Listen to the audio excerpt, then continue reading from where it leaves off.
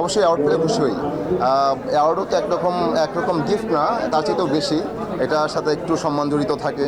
মানে খায়রুল বাশার বলে বেশি খুশি হন নাকি সামির বলে বেশি খুশি হন? আমি দুটো বলেই খুশি হই, খায়রুল বাশার বললে এবং সামির বললে বেশি খুশি হই যে আচ্ছা উনি এটা আমাদের গল্প দেখেছেন।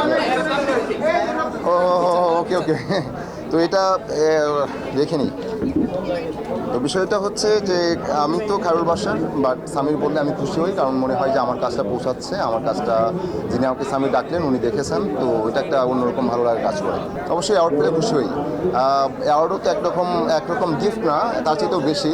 এটার সাথে একটু সম্মান জড়িত থাকে, একজন অ্যাক্টর হিসাবে একটা স্বীকৃতি জড়িত থাকে। তো অবশ্যই অ্যাওয়ার্ড পেলে খুশি হই, ভালো লাগে এবং মনে হয় যে এটা আমাদেরই গল্পের জন্য পেলাম। তো এটা আমাদেরই গল্প সম্মানিত হলো এবং ওই গল্পটার জন্য আসলে পাওয়া, ওই কাজটা মানুষের ভালোবাসায় পৌঁছতে পেরেছে বলে সেই ভালোবাসা পাচ্ছি। ব্যস্ততা তো ব্যালেন্স করার মতো বিষয় না, আমার মনে হয় ব্যস্ততায় আছি, তো ব্যস্ততায় চলছে, ওইটাকে আর ব্যালেন্স করতে যাচ্ছে না। যখন যে ব্যস্ততা থাকে আমার হয় কি অনলাইন, আর যখন যে কাজটা থাকে, যেদিন যে কাজটা থাকে ওই কাজটা ছাড়া আর কোনো কাজ রাখে না। একদিন আমি দুইটা কাজ করতে পারি না, যে কোনো একটা কাজ করতে হয়। বাট আজকে ডাবিং শেষ করে অ্যাওয়ার্ড নিতে হচ্ছে, দুইটা কাজ ছিল। যাই হোক, আচ্ছা, অনেকেই নাটক থেকে সিনেমায় আসছেন। আমার মনে হয় সিনেমাতে মোটামুটি যে যারা অভিনেতা হিসাবে প্লে করছেন প্রায় সবাই নাটক থেকে আসা এরকম। এর বাইরে অনেকেই প্রোটাগনিস্ট হিসাবে কাজ করছেন নাটক থেকে এসে। সো ব্যাপারটাকে আমি দারুণভাবে দেখি, কারণ মনে হয় নাটকটা আমাদের অভিনয়ের একটা চর্চার বড় জায়গা। এখানে আমরা নানা ধরনের চরিত্র প্লে করে নিজেকে আরও অনেক বেশি জ্বালাই করতে পারি, নিজেকে আরও ইমপ্রুভ করতে পারি এবং ভাবনার জায়গা তৈরি হয় যে এই নানা রকম সীমাবদ্ধতার ভিতরেও নিজেকে আসলে কীভাবে ওই চরিত্রে ফিক্সড রাখা যায় এবং আরও সুবিধা পেলে বা সময় পেলে কীভাবে সেই চরিত্রটার জন্য আরেকটু মনোযোগী হওয়া যেতে পারে বা প্রস্তুতি নেওয়া যেতে পারে।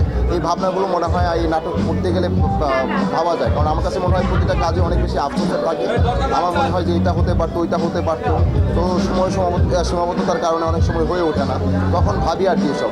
তো মনে হয় যে এটা আমাদের ভাবায় এবং এই কাজের সাথে অভিনয়ের সাথে থাকার এবং চর্চার জন্য একটা খুব ভালো জায়গা হচ্ছে নাটক। যারা রেগুলার আছেন এখানে ওনারা বেশ ভালো ইমপ্রুভ করেন ডে বাই ডে।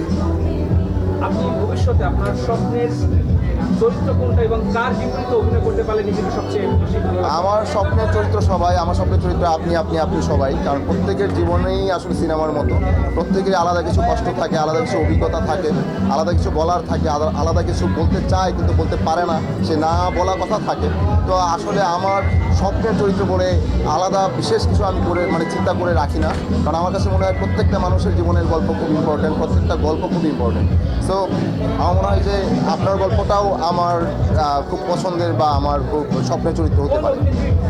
আমি তো অভিনেত্রীর বিপক্ষে অভিনয় করতে চাই না, অভিনেত্রীকে নিয়ে একটা গল্প যথাযথ আসলে অভিনয় করতে চাই, যেন আমাদের গল্পটা যথাযথ হয়ে ওঠে, সেই বোঝাপড়াটা যেন আমাদের হয় সেটা চাই। আমি অনেকের সাথে কাজ করছি, সবার সাথে আমার মনে হয় যে আমার ভালো লাগে। এক একজন এক এক দিক থেকে আলাদা, তার ভাবনার জায়গায় দেখা যায় যে বৈচিত্র্যতা থাকে, তো ওই সকলের বৈচিত্র্যতাই আসলে আমার কাছে সুন্দরভাবে আসে। সো আমি সবার সাথে কাজ করতেই কমফোর্ট ফিল করি এবং মনে হয় যে একদম নতুন কারোর সাথে যদি কাজ করি সেটা আমার কাছে বেশি ভালো লাগার হয়, যে আমি আবার নতুন কোনো ভাবনার সাথে আমি জার্নি করতে পারছি। আপনি কাকে অভিনয়ের ক্ষেত্রে কাকে আদর্শ মানেন? অভিনয়ের ক্ষেত্রে আমি আদর্শ মানি মানুষকে, কারণ আমার দেখে আসা এবং আমি এই যে দেখছি অনেক মানুষ, সেই মানুষকেই ভাবি এবং মানুষের তার অবস্থান, তার পরিস্থিতি, তার পেশাগত জায়গা, তার ভাবনার জায়গা, কোন পরিস্থিতিতে আসলে সে কীরকম ভাবে, কেন তার এই ঘটনা নিয়ে এই ধরনের চিন্তাভাবনা, এগুলো ভাবতেই ভালো লাগে এবং মানুষকে নিয়ে ভাবতেই আসলে আমার অভিনয়ের প্রতি ভালো লাগা তৈরি হওয়া।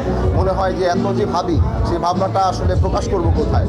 তো আমি লাকি যে অভিনেতা হতে পারলাম, যেটা আমার স্বপ্ন ছিল, চেষ্টা করে যাচ্ছি ভালো অভিনেতা হওয়ার। তো ওই মানুষ দেখেই আসলে মানুষকে নিয়ে ভাবনা এবং সেই ভাবনাটা কিছুটা প্রকাশ করতে পারছি এখানে, বা নিঃশ্বাস নিতে পারছি অভিনেতা হিসেবে। দেশে দেশে সবার সাথে দ্য নিউজ।